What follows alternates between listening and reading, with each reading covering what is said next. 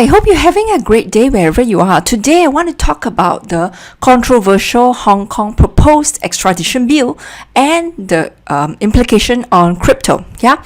So specifically, as you can see here, right, by now you will have known, if you have seen the news, that Hong Kong has proposed a very controversial extradition bill. What it means is that basically Hong Kong government has the right, if that bill is passed, that they can extradite. That means they can actually place people forcefully, right? People in Hong Kong citizen, or even foreigners working in Hong Kong, staying in Hong Kong, if they are found to have done any crimes, they can be basically forcefully be extradited to China, where the laws are more repressive, are not so transparent, the legal system, right? Definitely more repressive, and other countries as well. Now, this is basically what a lot of people and hundreds of thousands of protesters, as you can see in the picture here, are actually protesting, and they're actually gone onto the streets. And this, what it means is basically it is a big blow to their freedom, which is one of the, even money can't buy it, right? And this picture is very poignant. Why? Because, right, Quartz by Mary Hui. Mary Hui is a reporter based in Hong Kong, and this picture is very poignant, and really picture tells 1,000 words. Why? This is the first time you have seen the queue to actually buy a physical ticket in their MTR system, which is like the subway system in Hong Kong, is so long, right? Normally you don't see such queues. Normally, who uses the who buys physical ticket to travel on the subways is only tourists, because it costs more and it takes time. Now, why are these people, these young people mostly, why are they queuing up to buy these tickets on the subway? Because they do not want to leave a paper trail, because most people in Hong Kong during normal times, they use something called Octopus card. Octopus card is really like an all-encompassing card, right, that allows you to travel with a discount on subway, and also can buy many things at a lot of merchants. So very convenient use, and literally just tap and go. So super fast, and there's no queues like this. But now they, actually you can check out this link and you can read the news yourself. What she is saying basically, and she interviewed the people there, their views is that, right, because if they use the Octopus card, they will definitely leave a trail, and then the government can then, trace back to them that they have proof of them attending the protest on, during this period to protest against this extradition bill. And just based on that proof alone, they can actually, convict them and, then extradite them to China if the bill is passed, right? So they learned this from the 2014 umbrella movement, where this kind of octopus kind of proof, right, that they have purchased ticket to attend the protest actually have been used against people, and people have been actually prosecuted.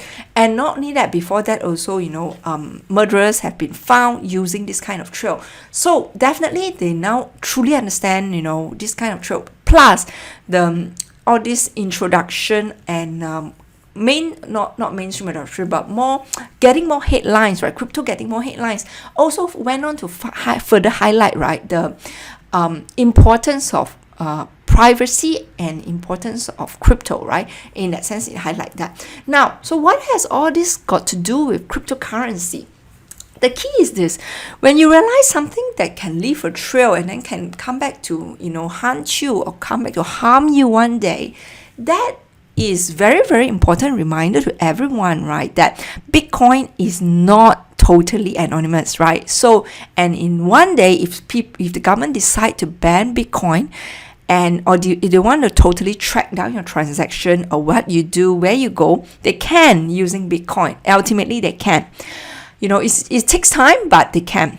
Now, and it has been proven, right, that like the Silk Road, right, those people, they have been actually tracked down using the trails of the Bitcoin transaction. So that Bitcoin is not fully anonymous. So that gives even more value to a truly private coin like Monero.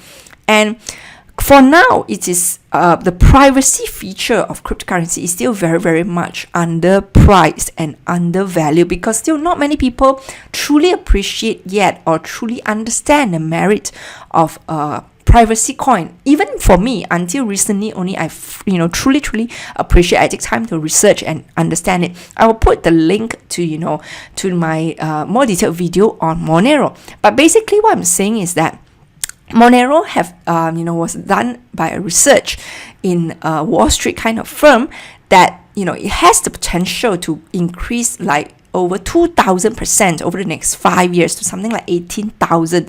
Yeah, and that is why is because it's going to be highly priced, right, in a world where privacy and individual freedom is increasingly oppressed, as you can see in the example of Hong Kong here.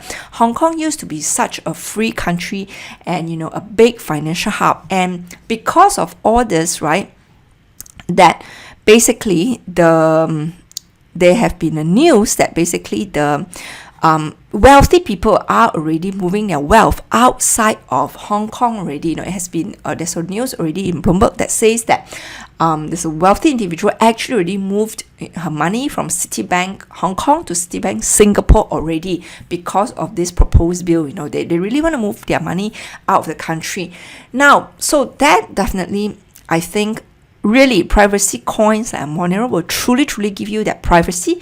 First of all, because it's fully digital, and then it offers that privacy nature, right? And as I have also mentioned in the video before, it is very hard, although I know that people natural response would be then yes, government will then ban Monero, but at the same time they also realize that Monero can be used to their benefit as well, right?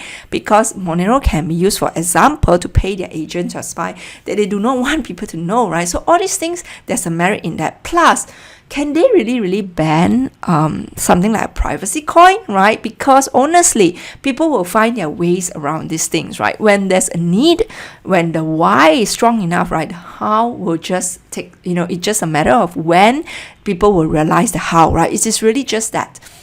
The other thing I want to highlight is that because of all this example, right, and oppressive or freedom oppression that keep coming up even in a free country like this, right, it is important. I mean, I'm just thinking if I'm staying in Hong Kong now, if I'm a young people like them, because I read a lot of news, basically there's a sense of hopelessness. They realize that actually even by protest they can't do much, but this the least they can do, right? If they don't do anything, then for sure the bill will be passed. But at least, right, they can try. At least they have to try. But doesn't mean they will succeed, but at least they try. Now, then I put myself in their shoes. If I'm a Hong Konger, what will I do is really what I think. I think definitely one of the option is, right, really to find out ways to reach the financial freedom. And of course, it's not just, there are many ways to reach financial freedom. One is, of course, right, really to think creatively out of the box, not just being employee anymore, not just taking my own salary, right? And I'm not asking everyone to quit, but you really have to think of side hustles, side jobs, right? I'm not sure saying really jobs, but if you don't have the money to invest, then you have to work side jobs first to get that money. And ultimately, it's investment, right? It's about passive income. It's about being running your own business, right? Selling things online, like Gary Vee said, right? Flipping things online, or finding out what your passion is, and then really take time to develop that passion and monetize it, right, into something that can make you money. And of course, investing, right? Investing in property or crypto is definitely one of the things, right, that cryptocurrency, and in my view, is one of those things you definitely need to have your portfolio. I'm not saying 100% into crypto, but definitely, right, for young people who are still have a high earning capacity in the next years ahead, right, definitely something like 5% of their total net worth in crypto is not too much, right? And then really just build up, and then just wait and hold on for that long-term gain, right? Because we are in your youth, you can wait 10 years, you can wait 20 years, right? And this is that one single asset class that can really give you the outsized returns, right? Of course, there's a risk, but when you're so young, you can really, regain back. And I'm not saying just rely on cryptocurrency. I'm saying, right, do your thing, right? Do your job, side hustle, find out your passion, monetize it, invest your money, save, right? Do not use on a lot of senseless things. Track your spending, and then you will be able to save more. After then, that savings used to invest in sound, safer properties, right? Is one of them, and stocks, right? See what stocks you can buy, just wait, right? Or REITs, right? Or definitely crypto has a place because it has that outsized return potential, yeah?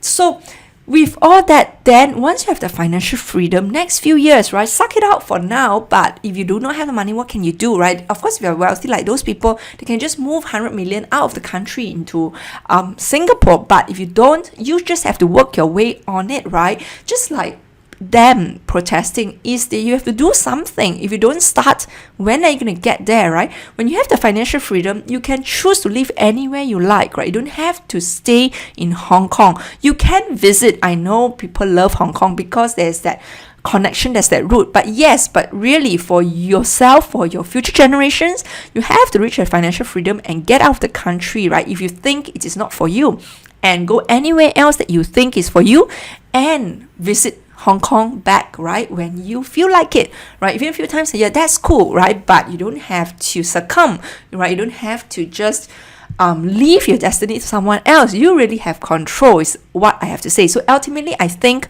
the two big summary is that this incident, right, will just be a very strong reminder to everyone, not just people in Hong Kong, but even myself, right, to really look at a privacy coin like Monero, do more research on it, and my personal opinion is that I'll leave that the other video on so you can look at it and read the research report.